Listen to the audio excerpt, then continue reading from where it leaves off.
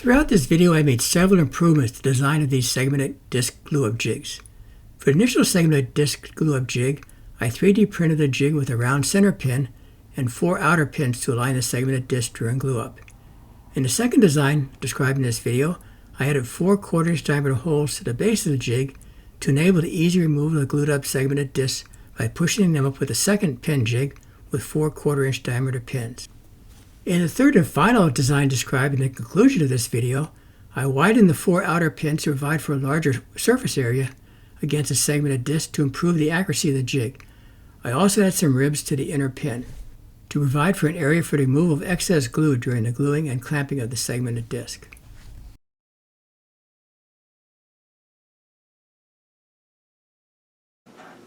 Hello, I'm John Manura. In this video, I'll be using my 3D printer to design and print out some custom jigs for gluing up segmented discs. These are discs that have been sliced to thin slivers, such as this, and then I want to glue these back together, rotating each one a small amount. And I started out with a solid disc such as this, which is a segmented disc, and then I take this and I slice off thin layers to give me a bunch of thin slivers, such as this, and then I'm going to glue those back together, rotating each one a half a segment. And in gluing these back together, it's very important that these be very critically aligned. If you're off the slightest amount, you'll see it and you'll get the inaccurate thing, and you'll actually see variations in your design. These are a couple of projects I made in the past. This is a segmented egg, which has almost 4,500 pieces of wood. And this was made from discs such as this, sliced into thin layers, glued back together, rotating each one a half a segment, and then glued it back together. And I made this about 5 years ago, and it's still in perfect shape. It's probably one of the best pieces I've ever made. Came out really nice. The other technique is gluing up, thin slivers of wood like this, and then slicing them once again to make these, segmented disc, and then again gluing these back together, rotating each one a small amount, and that's how you get these, these dizzy patterns for projects such as this, or this. And I made these jigs in the past. These are dizzy glue-up jigs. And they consist of a piece of MDF with some slots in it and these pins which are adjustable. And you can adjust these, and these work pretty well for gluing up these segmented disc and dizzy pattern disc. But the problem with them is they get tend to get contaminated with glue and get messed up, and eventually they're a little bit hard to use. So you got to clean them up pretty regular. And this is an example of a glued up segment ready for turning. This is a bunch of segmented pieces which were all put together and glued up. And there's some variation. They weren't exactly perfect when I made these up. There's some variation in the segments. So I'm looking to design some jigs which you can better align these things to give you more accurate and easier adjustment and gluing up of these segmented discs. So in this case, for this project, I'll be starting out with these segmented discs. I'll be cutting these into thin slices, putting them on these jigs, and then doing my glue up and alignment. So that's the purpose of this video. I'll be making a couple of different jigs. And in gluing these up, I'm taking some discs such as this, gluing it back together, rotating each one a small amount. And there's 2 ways to do this. One is by having a center pin, which is very accurate, and you can put it on the center pin and rotating them. The other idea is to use a jig such as this, which is very similar to these jigs, which has 4 posts. And again, you put the disc on here, rotating each one a small amount, and glue them back together. And then the third option is to use a combination of both. And that's kind of what I did here. I have a center post, I have these 4 outer posts, and I can take my segmented disc, put them in here, and I'm getting double alignment, aligning both on the center post and the outer post.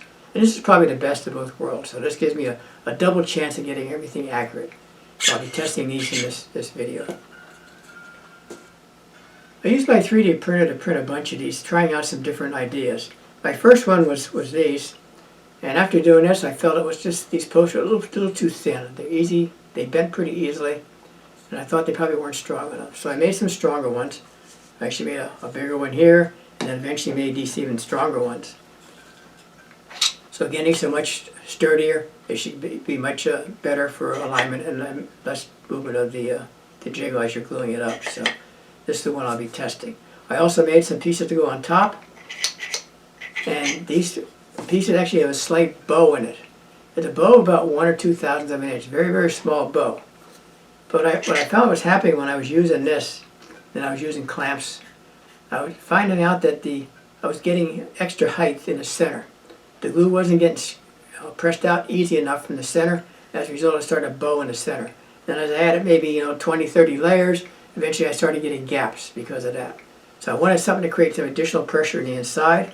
So by making this with a small bow on the inside, I can get more pressure on the inside and hopefully squeeze out the glue and get more accurate disc. So in this video I'll be testing out these jigs, particularly these jigs here, because I think this is probably my best option to glue up some segmented disc to make some projects such as the small eggs like this. And I'll also be doing some dizzy pattern glue ups to make some of these dizzy pattern eggs.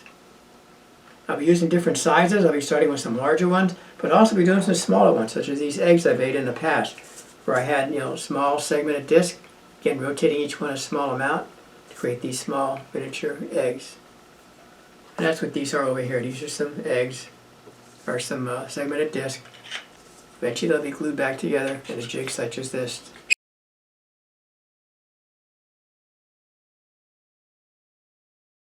I'm using the Fusion 360 software to design these custom jigs for gluing up the segmented discs. Let me briefly describe the steps I used to generate the STL files that will be used to print out these custom segmented glue-up jigs. The first step is to create a drawing for the base of the jig. In this case, the base is set to 4.0 inches in diameter. This drawing is then used to extrude this base height to a height of 0.25 inches. Next, I create another drawing to dimension the center pin diameter and the dimensions for the 4 outer alignment pins. For this jig, the center pin diameter was set to 0.52 inches. The second inner circle is the outer diameter of the segmented disc that I'll be inserting into this jig. In this case, the diameter is set to 2.57 inches. I also added the 4 diagonal lines, which are used to dimension the 4 outer alignment pins. Notice that the inner surface of these 4 pins have a curved inner diameter surface. This will better conform to the round shape of the segmented disc. These 4 pins are next extruded to a height of 2.5 inches. In a likewise manner, the center pin is also extruded to the same 2.5 inch height. I also create another drawing to engrave these dimensions into the base of the jig. This gives me a reference should I choose to use these jigs for a future project. Finally, I use the 3D printing function in the Fusion 360 software to generate the STL file, which was then downloaded into my Bamboo 3D printed software. I then use my Bamboo 3D printer to print out these segmented glue-up jigs. Throughout this video, I made several improvements to the design of these jigs. In the second design described in this video, I added the 4 1/4-inch diameter holes to the base of the jig to enable the easy removal of the glued-up segmented rings by pushing them up from the jig with a second pin jig with 4 1/4-inch diameter pins.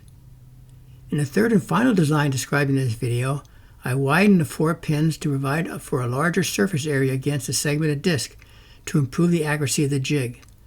I also added some ribs to the inner pin to provide for an area for the removal of excess glue during the gluing and clamping of the segmented disc. This is a sped up video of the 3D printing of a segmented glue-up jig. It normally takes about 1 hour to print out each of the glue-up jigs.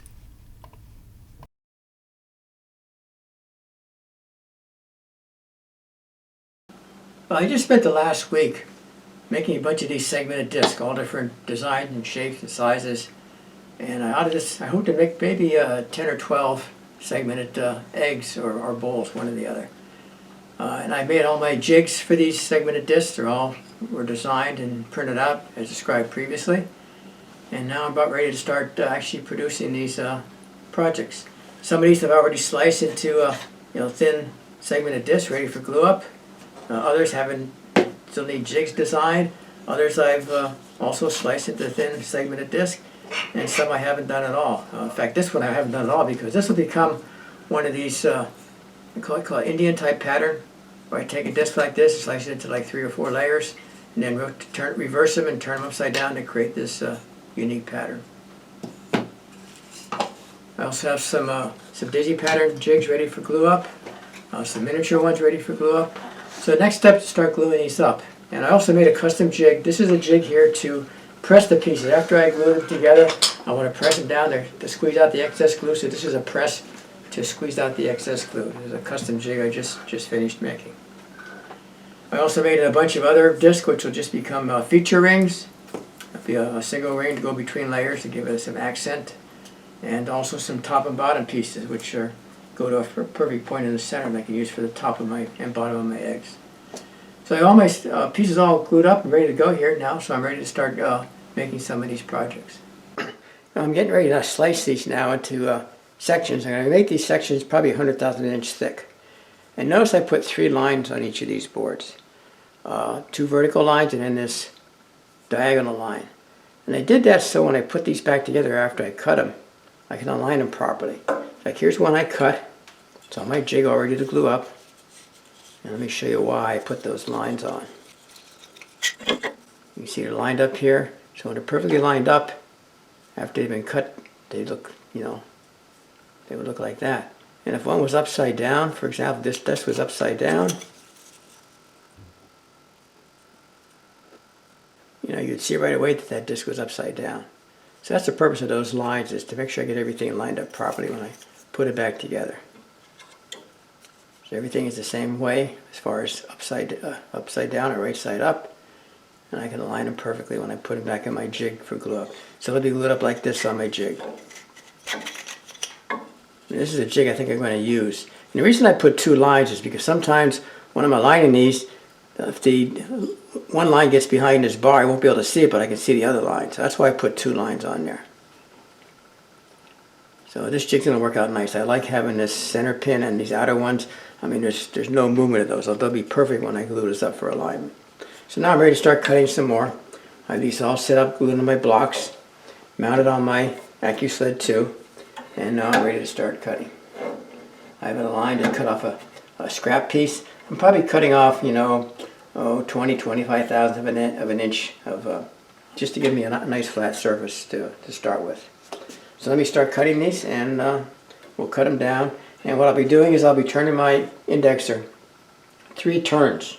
1 turn, which is 50 thousandths for the curve for my blade, and then 2 more turns will give me 100 thousandths inch thick slivers. So each of these slivers will be 100 thousandths of an inch thick. I'm using a 3/4 inch wide blade, 14 teeth per inch. And this video is actually being showed at 5 times the actual cutting speed. After that first scrap piece is cut off, I release my mag jig clamps, rotate my index wheel 3 full turns, and continue slicing each of the 100,000 inch thick segmented disc.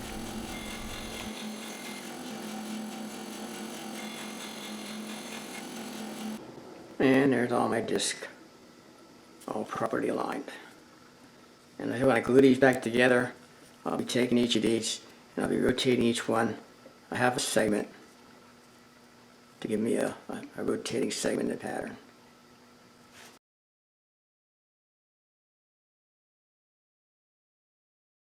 I normally cut my thin slivers on the regular Accu-Slice system, but I thought I'd do a bunch of these on my new automated Accu-Slice system. I set this up for cutting slices 100,000 inch thick, cutting 9 pieces from a single board, and it'll be totally automated, just run continuously.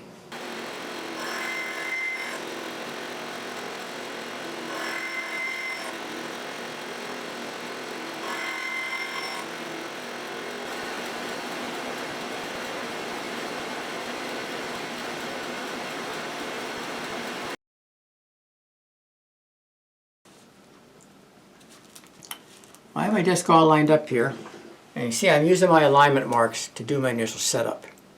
And the reason I'm using those alignment marks because even though these discs supposedly are symmetrical, there may be a slight difference between one segment and the other, and by keeping them lined up, I can minimize the chance of any offset pieces. So I'll be doing this. What I'll be doing is I'll be taking each of these, I'll be rotating each one like half a segment, and then gluing them up. So let's get started. I'm keeping them in order as I glue them up.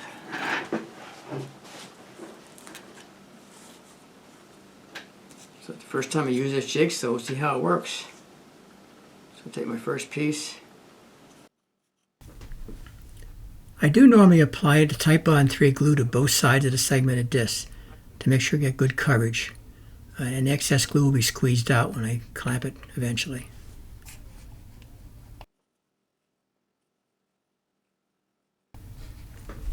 After I insert the second disc, I rotate the disc slightly to offset it by half a segment.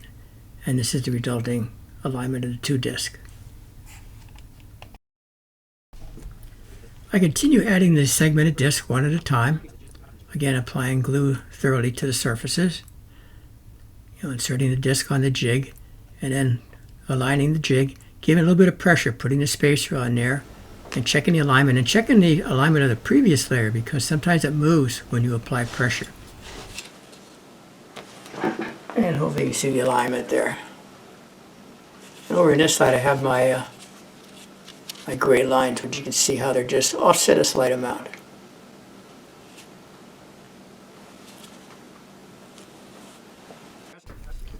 I then add some additional spacers to the jig and use my press to press the jig thoroughly. I made this jig hopefully to press out these pieces, but later I found out that I actually get better results just using the spring clamps. So even though I developed especially for this project, I ended up not really using it because the spring clamps worked much better. I then continue adding additional segmented discs to the assembly, gluing each of the segmented discs on both sides and aligning them as I went along. I added usually 2 to maybe 5 at the most additional segmented discs before I clamped them. But between that, I checked the alignment of each of the discs, trying to get them aligned accurately, and then using my spacer to put on top to put some additional pressure to squeeze out some of the excess glue. And as I'm doing that, I also check alignment once again, because usually once you press it, it moves a little bit, so you have to realign the disc to get them accurately aligned. And here I'm just removing some of the excess glue so I can see my joints, and then using a small tool to realign the jigs to get them accurately aligned, because they did move very slightly. Then after they're accurately aligned, I put them back in the press and allowed it to set for 5 to 15 minutes.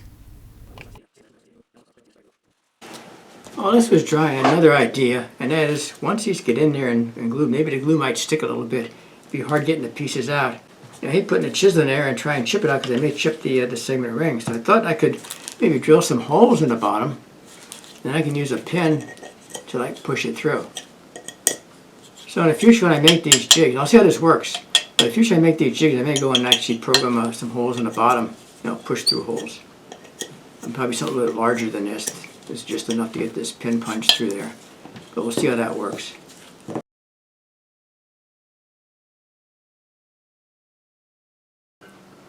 In producing these 2 segmented disc assemblies, I came up with some more ideas to improve the jig design. When I was making these assemblies, I did drill some holes in my plate here to put a pin in here to push the jig out once the glue starts setting, because once the glue starts setting, it does tend to bind to these posts and makes it hard to get out. So I redesigned the jigs, again in the Fusion 360 software, and added these 4 holes to the base of the plate. And they go completely through it. And I made the 2 jigs like this, and then I have a bottom plate with just pins, and those go in those holes to push it up. So once you have an assembly in here, if it's down in there glued in, you can use the assembly to push it up and out. So hopefully that works pretty well. So we'll be giving that a try in this next video. So now I'm ready to start gluing up these segmented discs. This is a new pattern that I just cut on the Accu-Slice system. So now let's start gluing these up. So my piece is all aligned now. I've got lines all lined up. So now I'm ready to start gluing up. Once again, I use the same process as before, applying the Type-On 3 glue to both surfaces of the segmented disc. Then I align them very accurately and use that small spacer with the bowed bottom surface to accurately push down the disc together to squeeze out the excess glue. And I did find that the spring clamps work the best for clamping the segmented disc. Then I continue the process, adding each of these segmented discs until all the segmented discs have been glued together.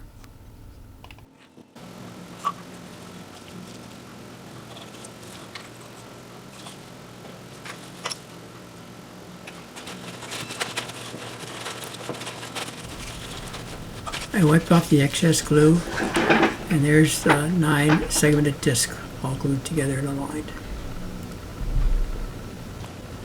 I then reclamp the segmented disc together using the spring clamps and allow it to set for about 15 to 20 minutes. And let's see how my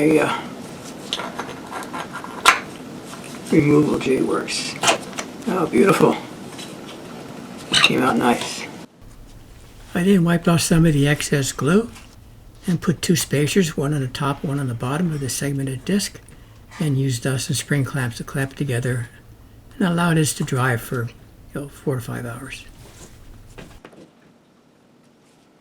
Okay.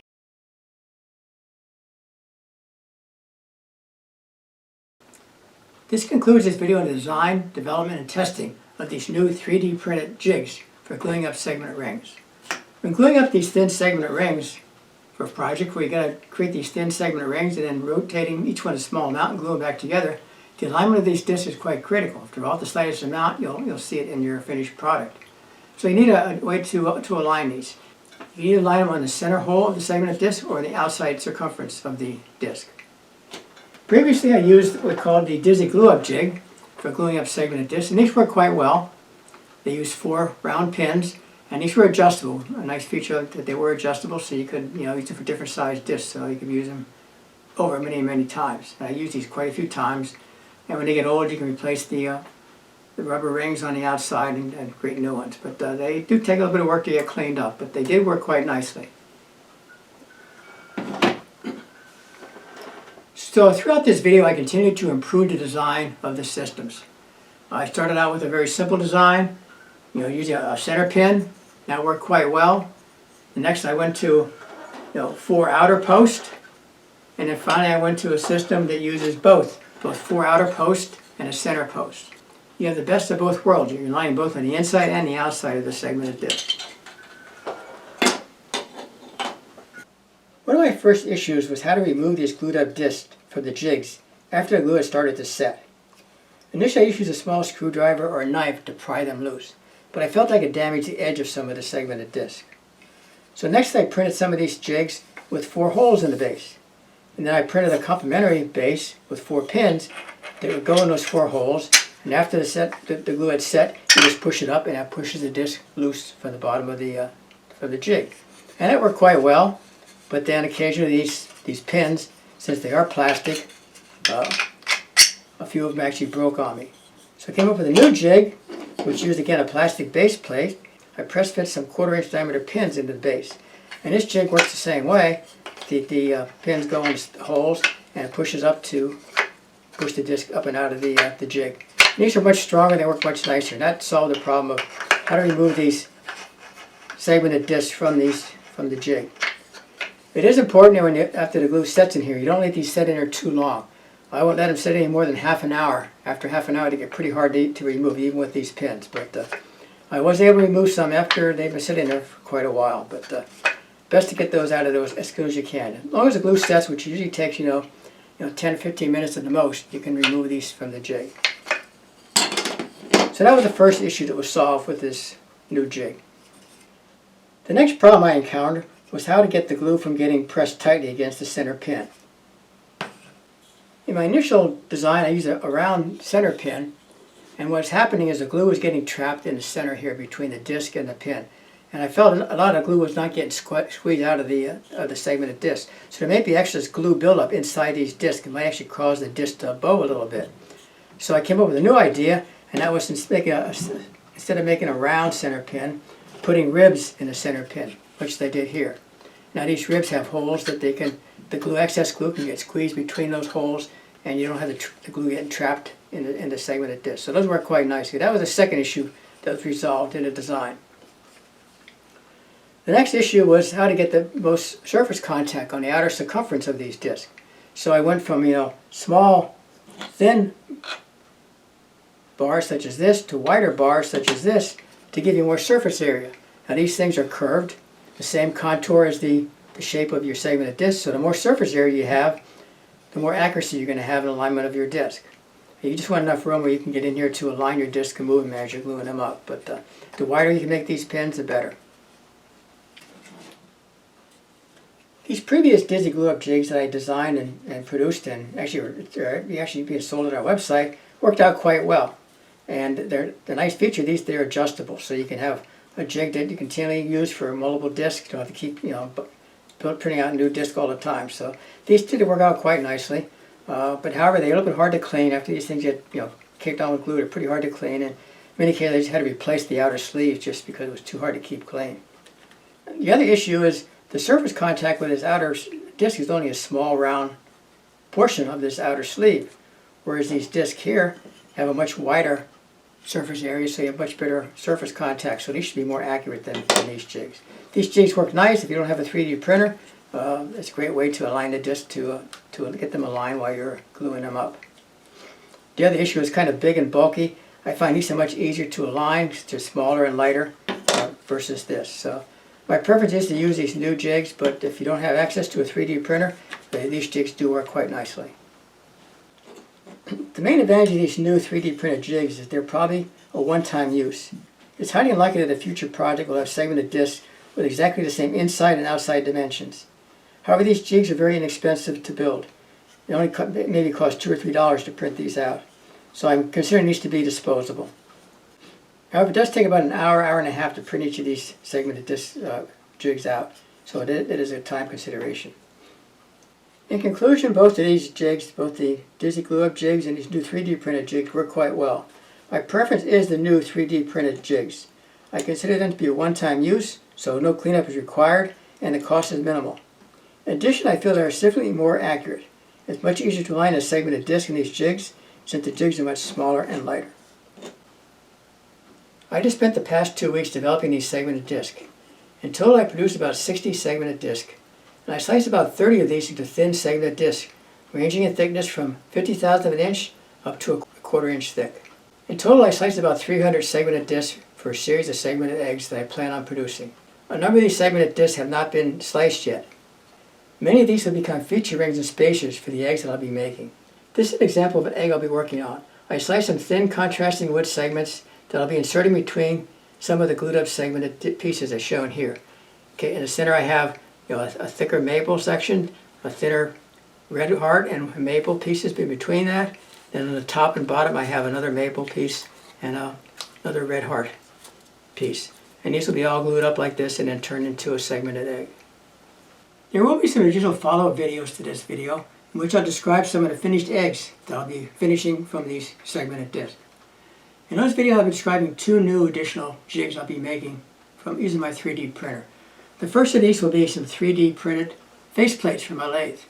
These faceplates sell for about $45 a piece, and I need quite a few for this project I'm working on because I don't want to do them. I want to do them all at once. I don't want to do it one at a time. So I wanted a bunch of new faceplates. So rather than buy them, I decided to 3D print out some of these faceplates. And these actually work quite well, and they're inexpensive to build. They're less than $5 of material in this, and they do work quite nice. I'll be describing these in a future video. Also in the video I'll be describing a new vacuum chuck. Again, it's a 3D printed vacuum chuck that can be used to hold the eggs as you're turning them in a lathe. So this actually worked quite nice also. So getting a lot of use out of my 3D printer, making various jigs for the Accu-Slice system and for my shop. Once again, thank you for watching this video. If you have any questions or concerns or comments, as always, please give us a call or drop us an email. And thank you once again for watching.